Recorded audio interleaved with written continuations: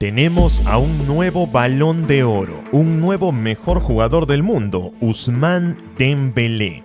¡Chorros de mierda! ¡Chorros de mierda! ¡Chorros de mierda! La gala del Balón de Oro se realizó sin demasiados contratiempos y sin demasiadas sorpresas. La gran duda para algunos estaba en quién iba a ser el ganador del premio este año, sobre todo después de la polémica del año pasado en la nominación entre Rodri y Vinicius Jr. Este año había cierto debate entre si Ousmane Dembélé podía ser el ganador o si Lamine Yamal tenía alguna chance, así sea pequeña. Sin embargo, el ganador ya está elegido y se tomaron bastantes criterios para poder saber quién era el mejor de la temporada. Dembélé quedó en el primer puesto y Lamine Yamal quedó en el segundo. Tenías razón, Cristiano. Vale mucho más el The Best y los Globe Soccer Award y el TikTok Award y el Dubai de Oro que este Balón de Oro de... Algo muy meritorio para un jugador de apenas 18 años, pero Dembélé tenía a su favor los títulos colectivos con el PSG, en especial la Champions League, el título más importante de la temporada europea y que lo catapultó a ser Balón de Oro por primera vez en su carrera a los 28 años.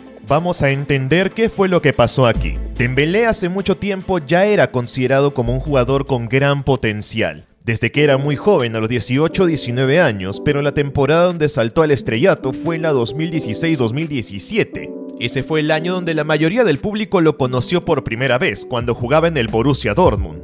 Saltó a la fama como un extremo derecho muy veloz que además tenía gran visión de juego, dando 19 asistencias esa temporada, convirtiéndose así en el máximo asistidor de toda Europa, superando incluso a Lionel Messi, que en esa temporada dio 16 asistencias. Dembélé apenas tenía 19 años y ya empezaba a pintar que sería un jugador importante en el futuro. Fue entonces que le llegó la oferta del Barcelona. Apenas 19 años tenía Dembélé en ese entonces y lo habían elegido para ser el reemplazo de Neymar Jr., que acababa de irse del Barça al PSG. Fue un verano bastante polémico en Barcelona, y mucho más lo fue cuando el Barça puso 105 millones de euros sobre la mesa para fichar a Ousmane Dembélé, un extremo que en ese momento ya estaba empezando a hacerse un nombre, pero que su carrera no llevaba más de un año en la élite. Mucha gente no le tenía fe, no se le tuvo confianza y lo empezaron a comparar constantemente con Neymar, y la mayoría de críticas llegaron por el precio que el Barça considerado en Barcelona como uno de los peores que hicieron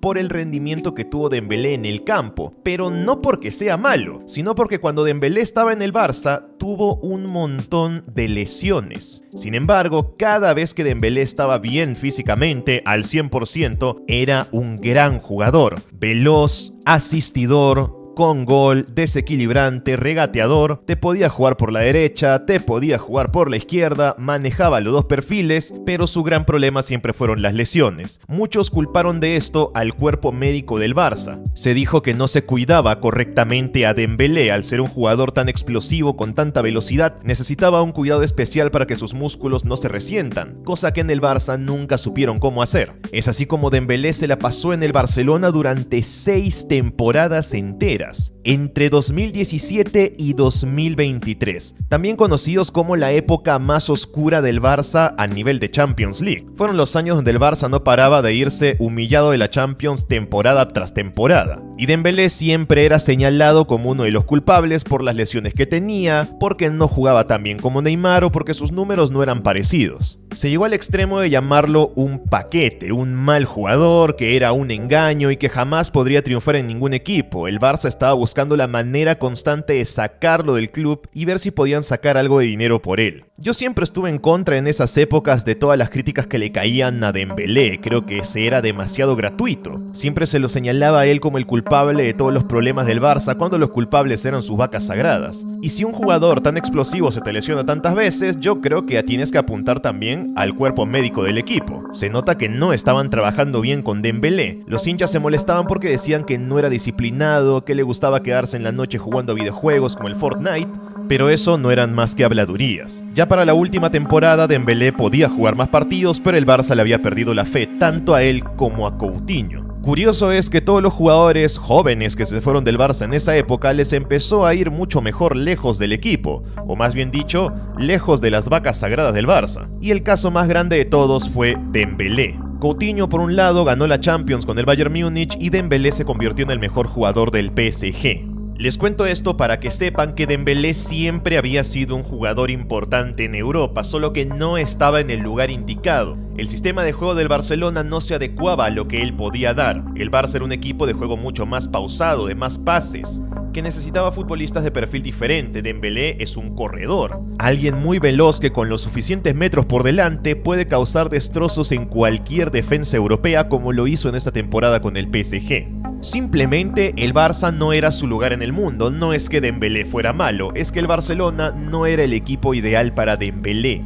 Y aún así se quedó bastantes años intentándolo, superando sus lesiones y probando hasta el último momento poder ganarse un lugar en el Barça. Dembélé se sabía que tenía el sueño y la ilusión de triunfar en el Barcelona desde que era muy joven, porque se había quedado enamorado del juego del equipo desde hace mucho tiempo. Es por eso que decidió quedarse tantos años a pesar de que había tenido la oportunidad de irse a otros clubes, cosa que nunca hizo hasta que ya la situación fue insostenible. El Barcelona iba a fichar a otros futbolistas y Dembélé no iba a tener lugar. Pero fue en el PSG donde encontró al fin su lugar en el mundo gracias a Luis Enrique, el entrenador que le sacó el verdadero prime a Dembélé. Un prime que comenzó a final de la temporada 2024 y que se hizo muy notorio en toda la temporada 2024-2025. Dembélé se convirtió en uno de los más grandes goleadores de Europa, marcando 35 goles. Para que se hagan una idea, en los 6 años que Dembélé estuvo en el Barça, marcó 40 goles, mientras que en una temporada con el PSG marcó 35, casi los mismos goles